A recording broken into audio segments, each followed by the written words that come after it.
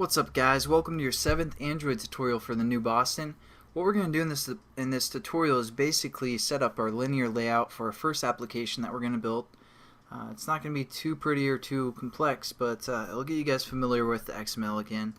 So what we're going to do is we're going to delete this text view, the second text view, and basically what this application is going to be is adding and subtracting to a number according to which button is pressed. So we're going to add some buttons, and we're going to also change some other things within this text view. Now, the first thing I want you guys to do is change our linear layout back to vertical, just because horizontal freaks me out.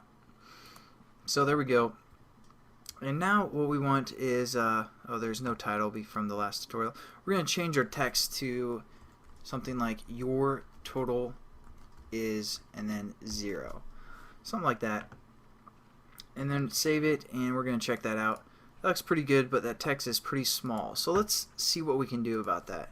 Again, within our text setup part, we can say Android, if you spell it right, and then colon, and you can see some of the methods that we can use. There's quite a few for a text view. And there's one called text size, so we're going to select that one. And what you can do is set up like 45 pixels, and it's a little bit bigger. So that's cool, but the thing is, we don't want to use pixels because like I said before, different Android phones have different resolution for their screen, and some have a pretty high resolution, which will make 45 pixels really small. So we're going to kind of use a ratio by using the density pixels. So this is going to keep it kind of consistent. DP for density pixels. That's going to keep it kind of consistent for all the devices that we're going to be working with, because it's going to be sized according to the density. Now, as you can see, it's big text. Looks pretty nice, but now what we want to do is kind of center this text. So we can say, let's see if we have any methods for that. We can do, or actually this one's not very self-explanatory unless you guys do other programming. We're going to say Android layout gravity.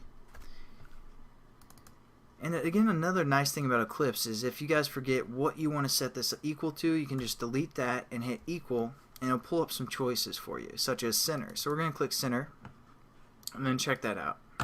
So it centers our layout, or centers our text view. And since our text view wraps the content, it's basically going to center our text as well. But let's say our text is fill parent, or text width, I should say. I'm sorry, fill parent. And let's see how that looks. As you can see, what it's doing is it's centering basically our parameters, or our size of our layout for the text view. And since the text view takes up the whole screen, it's not really centering the text, because all the center method does is center that layout, or the gravity of the layout. So now what we can do is actually just center the text within whatever our text size is. So we can also do a method called, and this is just to show you guys some more methods. You could have just done the wrap content and the layout gravity equal the center, but you can also do Android gravity instead of layout gravity and set that equal to center as well, and that'll center our text within whatever our width and height is that we set for a text view. So there you go. Just kind of give you guys an idea of some methods that you can use on a text view. The other thing we want for our application is basically to add 2 buttons to it. So how we're going to add a button? Well, it's actually pretty simple. Again, thanks to Eclipse, we can hit the greater than sign, and it gives us a lot of choices that we can choose from, such as a text view. But we're going to look for one called a button. Pretty awesome. It's right there. Now we need to set up what this button's going to do. So we're just going to say Android layout width, and we're going to say something like you can also do 250 dp for density pixels, and Android layout height, we're going to have it wrap the context. So hopefully you guys are kind of getting familiar with XML, even though it's brand new to a lot of you guys. But at least I hope you know what's going on here for the most part, even though we just started with this.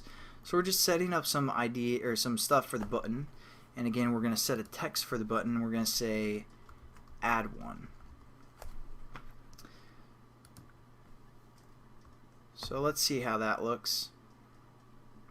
And I don't really like using that type of method, so I'm just going to hit it or close it like that. So that looks kind of strange, not exactly what we want, because the height, I'm sorry, that was supposed to be wrap content.